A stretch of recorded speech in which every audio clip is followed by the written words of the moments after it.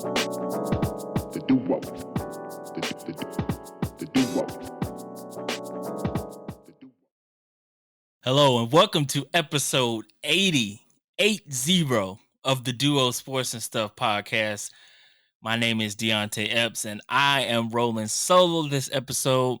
As you know, the past few episodes, my guy Dane Beasley has not been able to join. He is in the process of moving into his new home. So hopefully he'll be able to join us next week, next episode 81. But for now, your boy is rolling solo.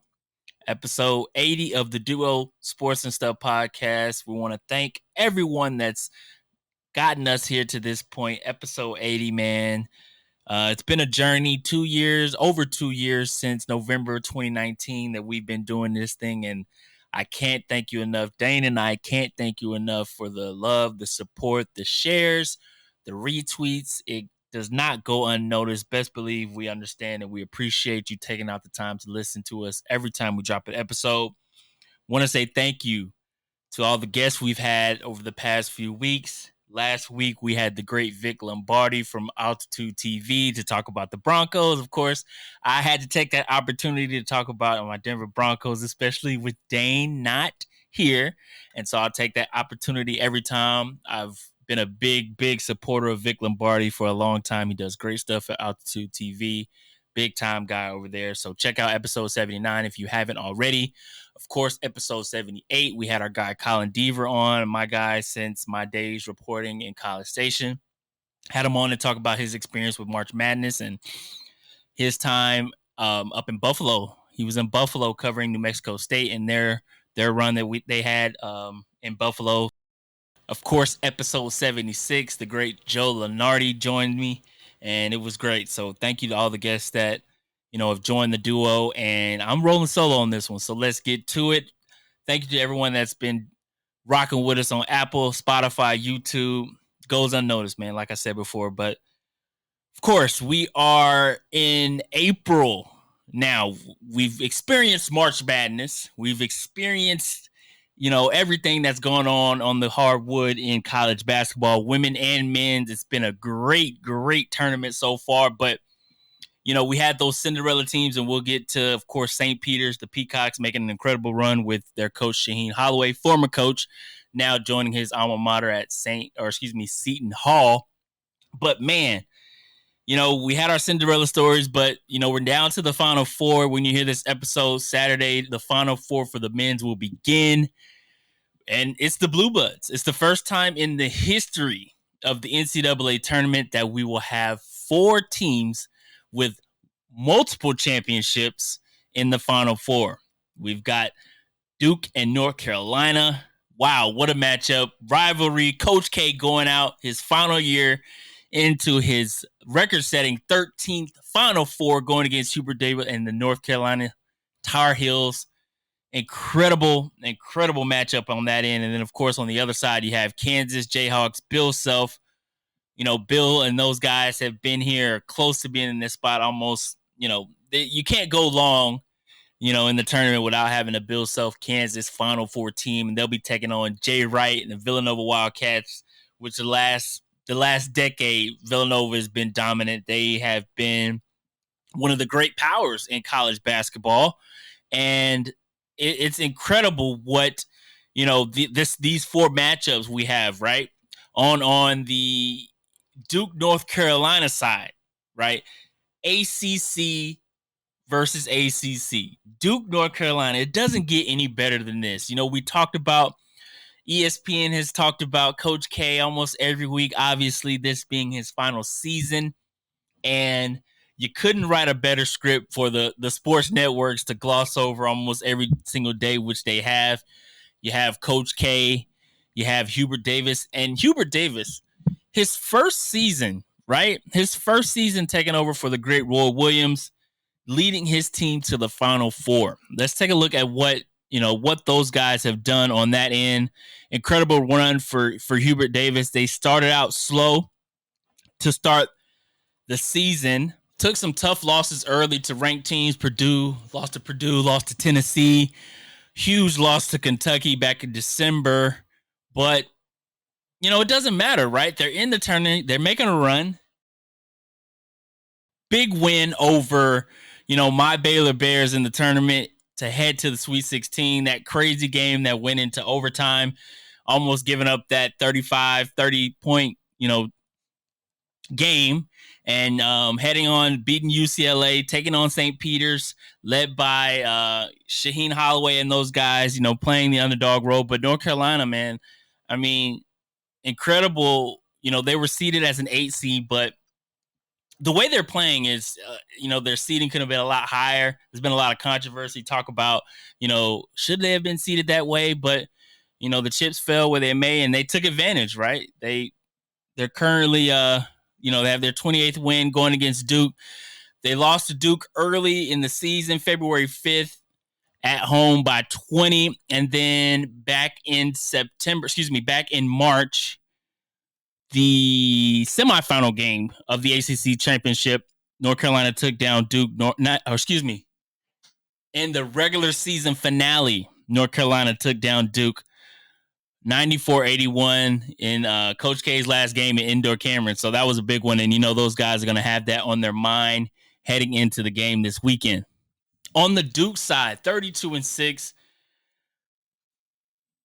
Great run for Duke this season. They finished as the ACC regular season champs, a game ahead of North Carolina. And, with Duke, it's all about Coach K, obviously.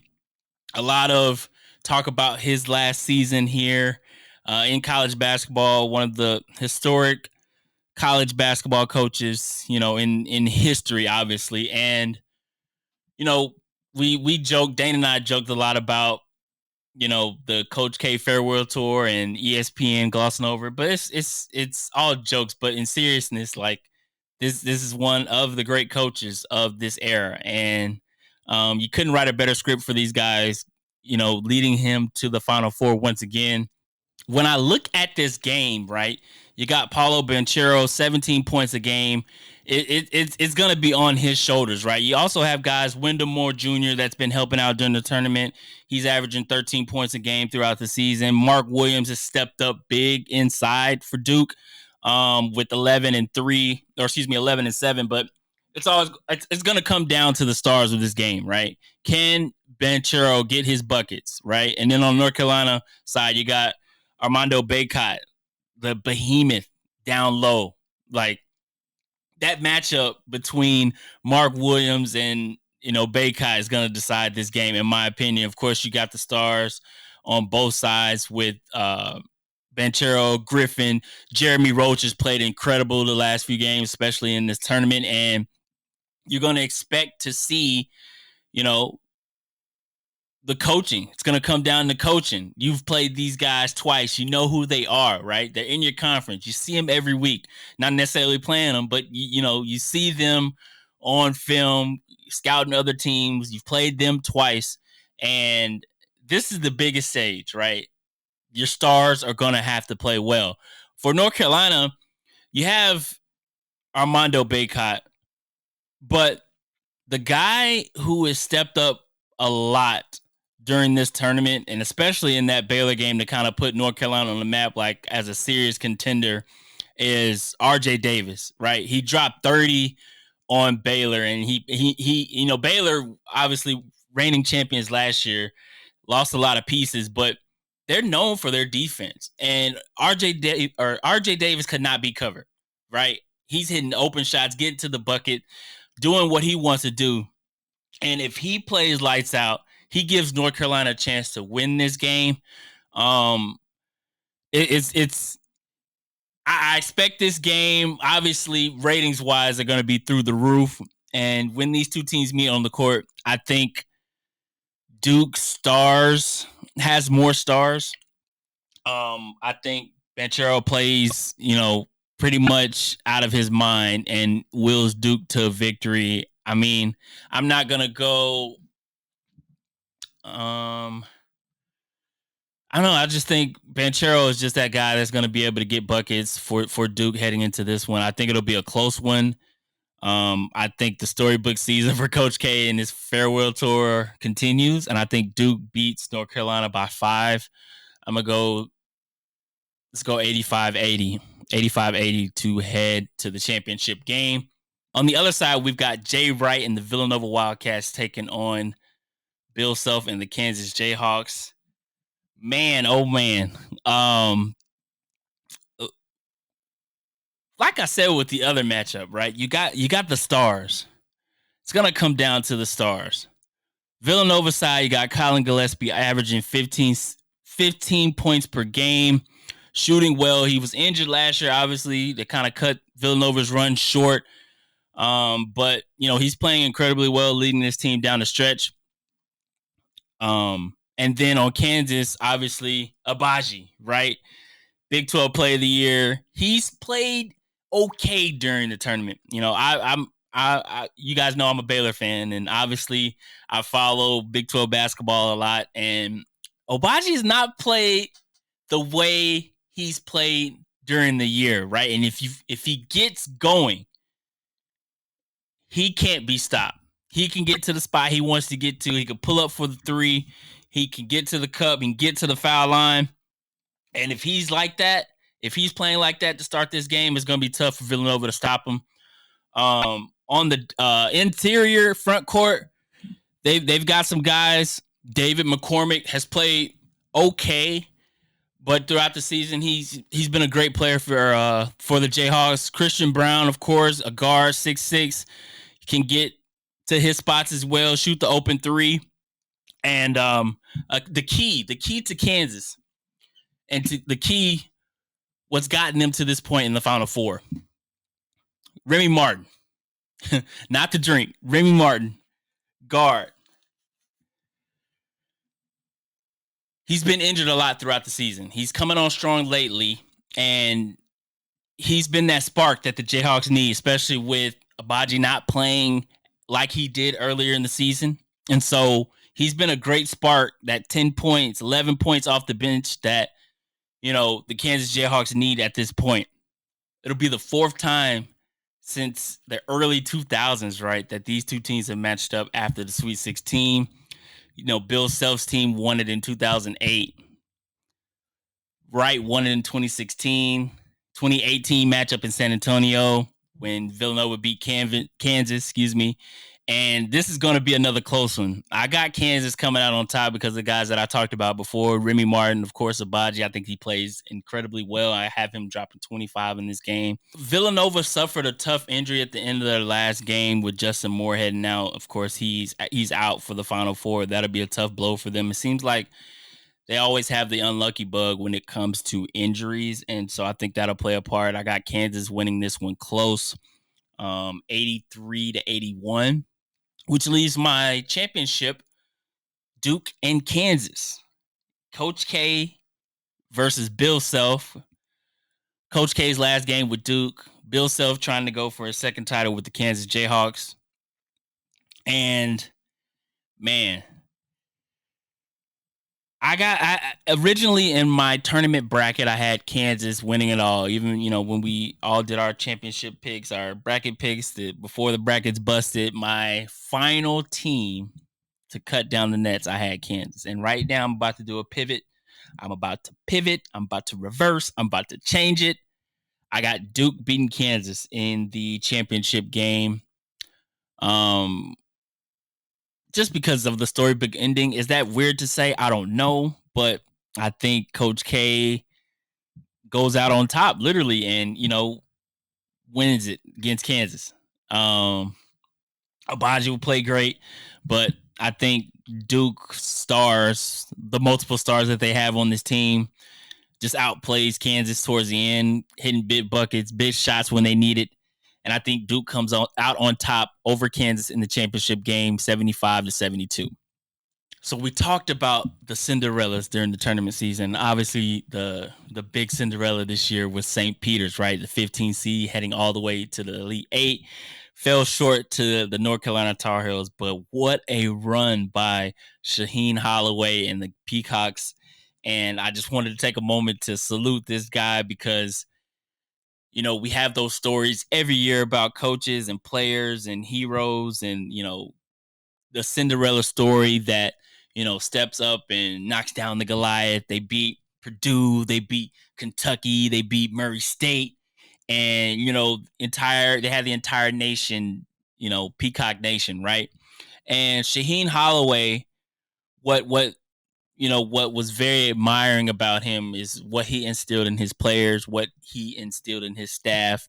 And this is just an example of one of those things when a reporter asked him about how the mentality of the Peacocks when they went into the game. With Murray State's physicality, you all kind of kept your cool when they kept trying to muscle in.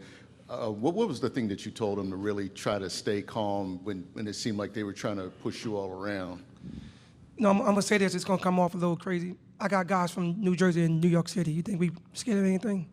You think we worried about guys trying to muscle us and tough us out? We do that. That's who we are. Like, we are a very physical team. Our bodies probably don't look like it, but these guys play very hard and very physical. So that I wasn't worried about at all. We've been playing against bigger teams out the whole time. So them being a little bigger and stronger, it didn't faze us. When you got tough, hard-nosed kids, they ready to play. Who wouldn't want that as a head coach, right?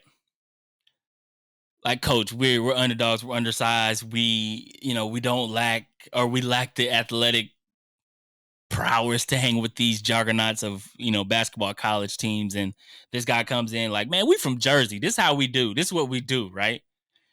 And it was incredible to see, incredible run. Of course, they got knocked out by North Carolina in the Elite Eight game heading into the Final Four, the winner heading into the Final Four, which is North Carolina. But after the game, Shaheen Holloway accepted a role with Seton Hall, his alma mater, which, he led to a Sweet 16 back in the day. And so this is another glimpse, another peek to see who Shaheen Holloway is. This is what he did at his presser for Seton Hall. First, I wouldn't be up here if it wasn't for those 15 young men right there. So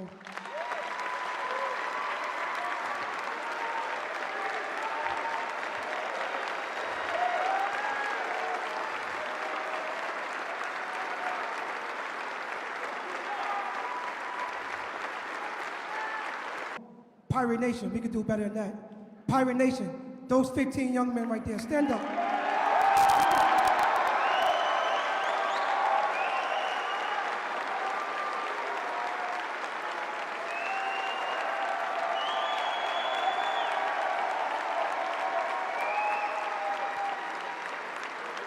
So for my viewers, you can obviously see what's going on. He is at his press conference, and this is for my listeners now.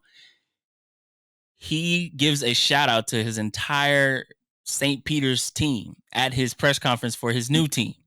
And so, I mean, of course, you've never seen anything like that. So shout out to Shaheen Holloway, going back to his alma mater, Seton Hall, back in the Big East. And Seton Hall is going to be a team to watch, obviously, next season around this time. Shout out to you, Shaheen Holloway. I am recording this April 1st at 11 o'clock. And so the women's Final Fours just finished, or excuse me, we now have two teams advancing to the championship in the women's side of the bracket. And let me say this. These women's games have been incredible, right? Of course, my Baylor Lady Bears went down early to South Dakota, but we've seen so many double-seeded upsets. We see Creighton, we've seen South Dakota, we've seen Ohio State, even though they're not a double-digit seed, but we've seen so many incredible upsets on both sides, men's side and women's side, what makes this part of the year so great. And the parity is what makes college basketball great, college sports in general, and I just wanted to say that up front. But tonight you had South Carolina defeat Louisville pretty handily. It was close throughout, but the Gamecocks came out on top by a score of 72-59. And then on the other side of the bracket, UConn. Of course, UConn. Gino and those girls are incredible. Once again, they're in the Final Four for the 14th straight time, I believe, and they're heading to the championship game. They beat Stanford 63-58. Man, it was incredible, right? Paige Beckers has those girls rolling. You knew once she got healthy, right, that they would be able, to make a strong run into the tournament. Gino said it himself. that without her, they wouldn't be here. Of course, without him as well, whatever you might want to think about Gino, and we all have our, thoughts about the way he is as a coach, but he has his team there every single season, and they'll be going against the great Don Staley and South Carolina Gamecocks. That would be a great matchup on Sunday. I have South Carolina beating UConn in that matchup. I think what Aaliyah Boston has done for South Carolina is incredible tonight. She had another great game, 23 points, 18 boards. She's unstoppable down there. Now, UConn has some great interior players as well, but I think Aaliyah Boston is too much. She's a player of the year. She's proved it every single game of the tournament, and I think she'll do it again on Sunday. I got South Carolina winning that one 65-60. These women's games have been, they haven't been as high scoring as the men's game, so I had that one 65-60. And of course, I could not forget about the Duo March Madness Challenge. Yes, the Duo March Madness Challenge. Let's give an update heading into the final weekend of games. Of course, for the men, we had decided that the winner of the Duo ESPN Tournament Challenge will get to come on the Duo podcast and talk about anything they want. And so on the men's side, we have the Big B's number 1 ranking right now. He has Duke as the champion, which could still happen. Duke is still in it right now. Big B's JB3, that is Dane's brother, right now sitting at the top spot at number 1. Number 2, my guy Cornelius Donald sitting at 2, but he has the Baylor Bears winning it all. And as we know, my guys got knocked out in the round of 32. And then number 3, Leah got Villanova cutting down the nets, and that could still happen. So those are our top 3 right now on the men's side of the bracket. Remember, the winner gets the chance to come on the Duo for an episode and talk about whatever they want. Those are the top 3 guys. And of course, we'll give an update on our next episode where we'll have our winner. And now on the women's side, the winner gets some Duo exclusive merch. We have CBB_champs, who has UConn as the champion right now in the number 1 spot. Number 2 spot, I believe, is my dad, who has Baylor winning it all. And of course, that did not happen. So he will probably drop down. And then Big Mac 348 has South Carolina winning it all. So it's going to come down to those championship matchups to see who comes out on top and win that Duo merch. Appreciate everyone that tuned in and put in their brackets for the men and women's tournament challenge, Duo March Madness. Appreciate you guys participating, and we'll, of course, update that on the next episode of the Duo. In the NFL, some breaking news this week.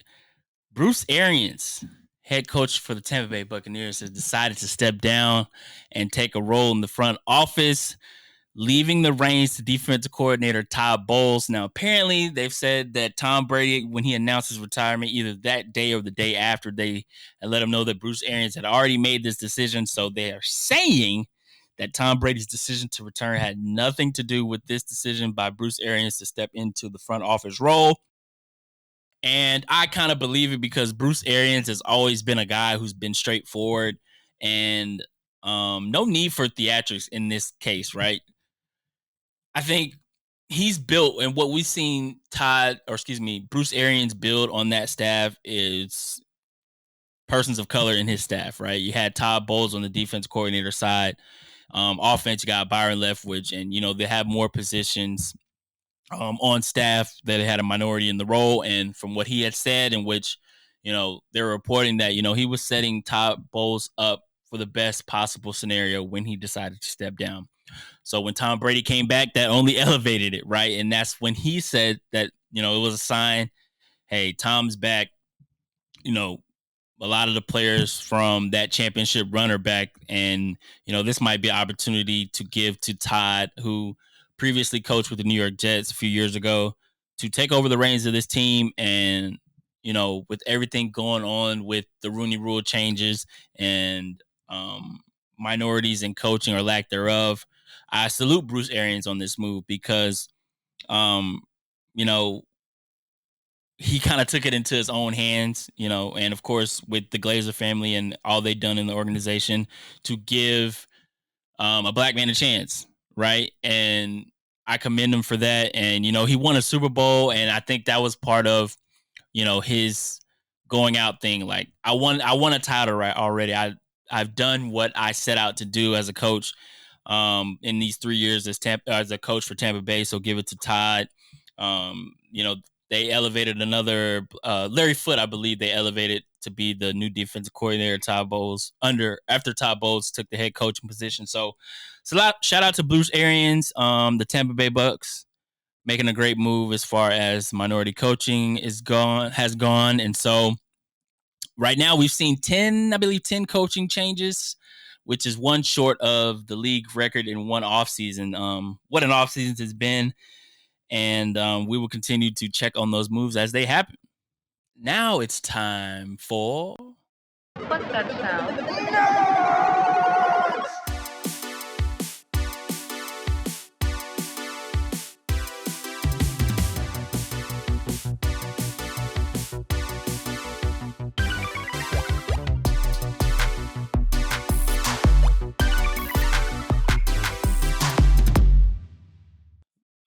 The Nerdy News segment brought to you by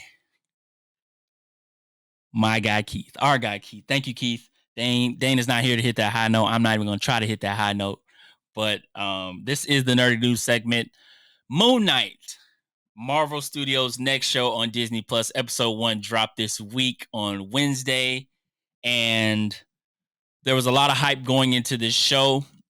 And I am not necessarily the comic book guy, the comic book reader. I enjoy MCU, the product, as far as film and TV shows have gone this far. But obviously, I'm not into the comic book allure of it. And so when this show was announced, obviously, I know nothing about the character.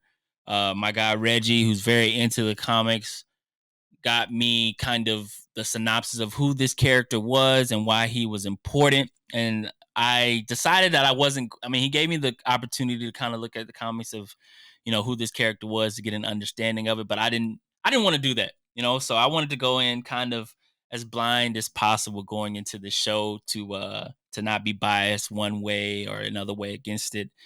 But episode 1 of Moon Knight, starring Oscar Isaac as the character that we meet in episode 1 is Stephen Grant. And so the show opens up with Ethan Hawke's character, right? And he's putting these shards of glass into his shoes at this ritual, and he walks out, and that's the opening credits. And you see Oscar Isaac's character, Stephen Grant, wakes up with his leg chained around the bed. And so it's very weird at first, I will say that, but it seems as though this show is going to dive a lot into mental health and Egyptian history as well. And, the description from Marvel, describes this character having dissociative identity disorder. So, yeah, we're going to dive into mental health aspect of it. And you see this character, Stephen Grant, working at this Egyptian art museum in London. And it's a lot of weird stuff going on. There's a lot of not knowing what's real, what's not.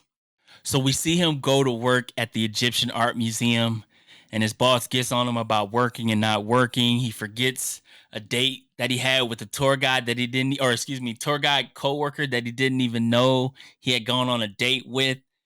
And so at this point, as always, you're trying to figure out what's going on, and you realize that there's a voice in his head, and the voice is telling him to give up his body, give up whatever he's going through right now, like just give it up, right? And so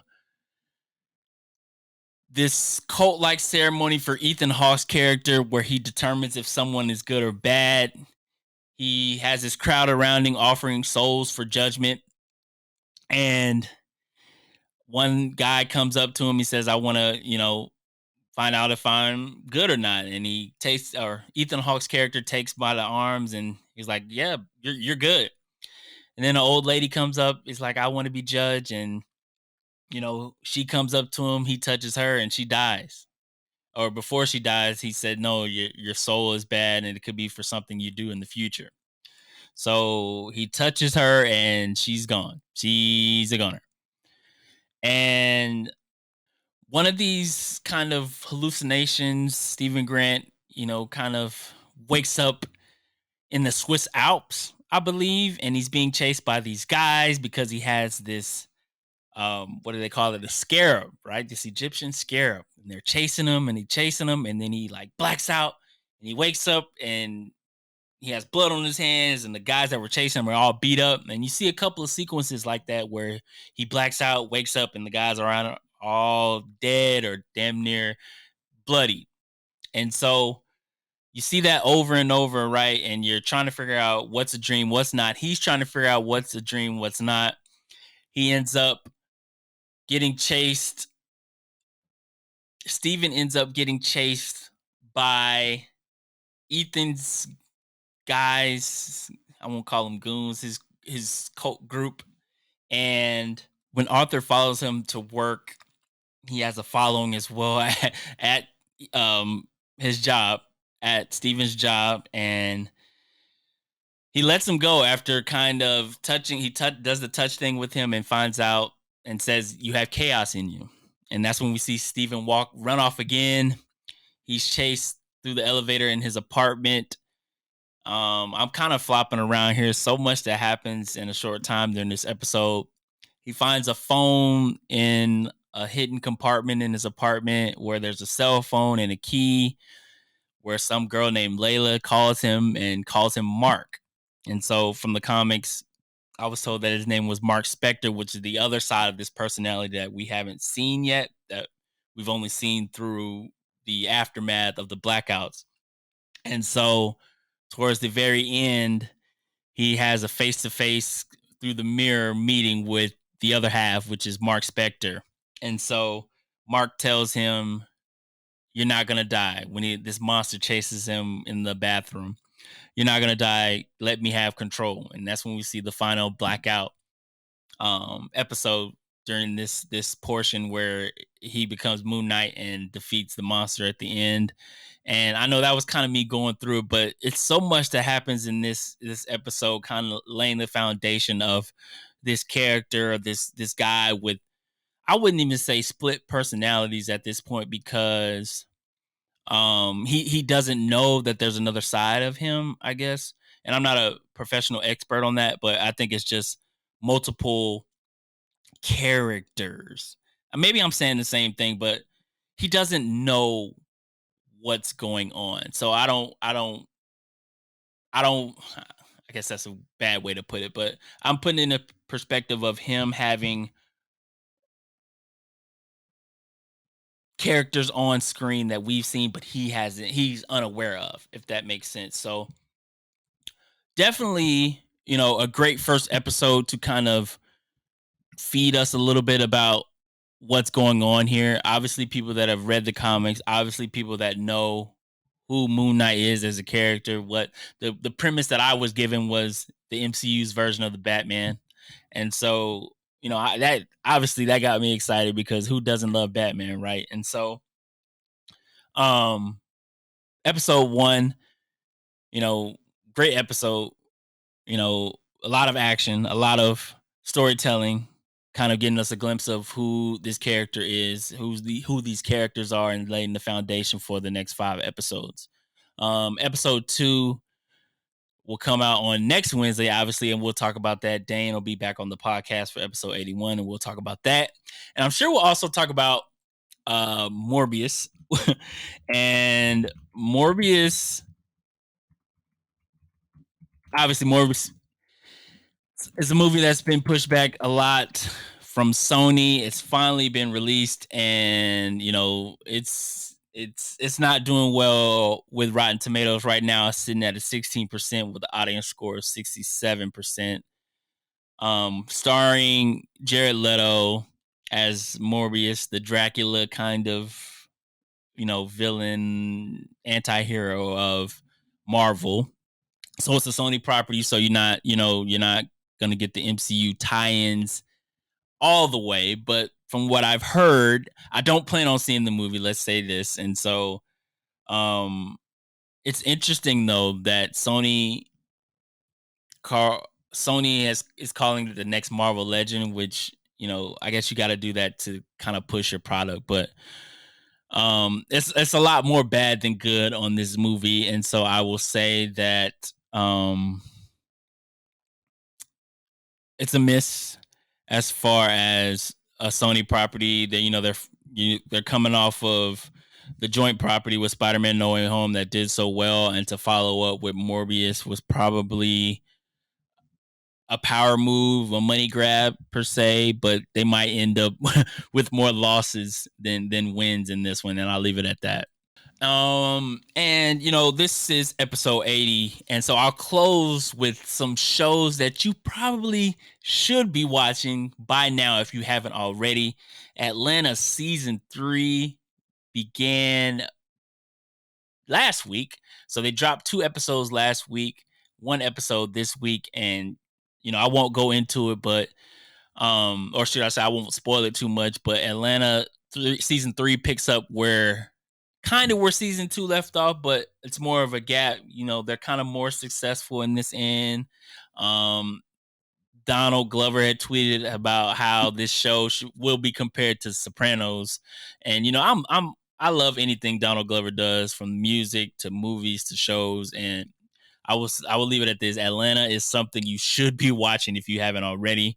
Streaming on FX and Hulu. Snowfall is also a Hulu Netflix product that you should be watching. That season, I believe this is season 5 that's going on right now for Snowfall. Please make sure you check that out. Man, another show that surprised me so much, and the first season just ended this week, is Bel-Air, which is of course the I won't even call it a reboot of Fresh Prince of Bel-Air, because it's it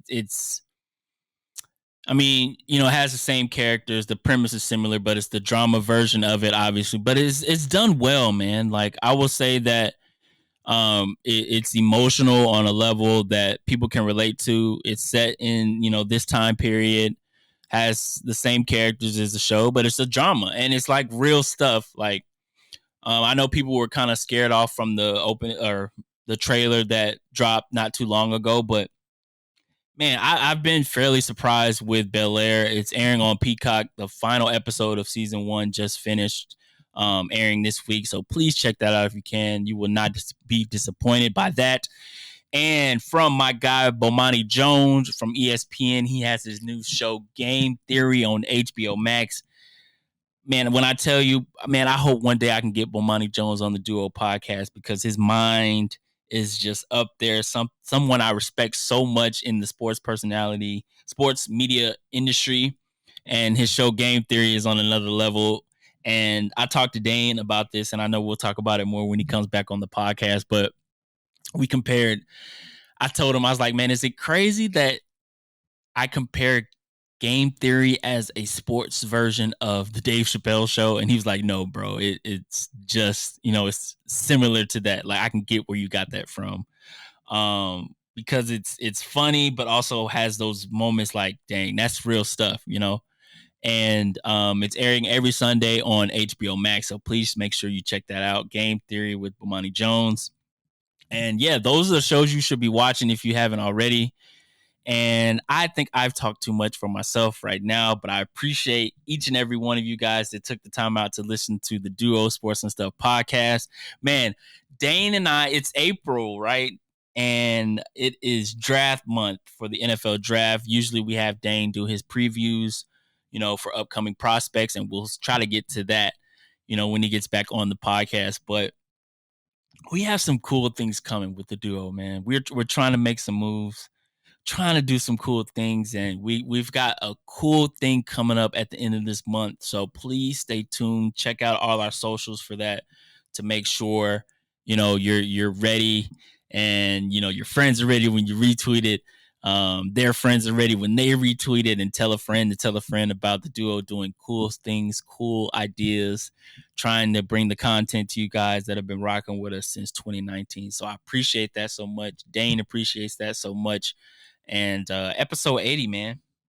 I did this one solo. Hopefully you guys listen to me ramble on about sports and stuff, and I did not disappoint with this episode. I appreciate you for tuning in. Episode 80 of the duo. Make sure you check us out on Apple, on Spotify. Our YouTube viewers, thank you so much for watching. We are also on TikTok at Duo SNS Podcast. We are on Twitter at Duo SNS Podcast, Instagram as well. I am at DF's Right Steps. Dane is at Dane BTX. Episode 80, man. What should I name this? I'm thinking solo dope. No, I ain't gonna do that. No, episode 80 of the Duo Sports and Stuff Podcast. I'm out.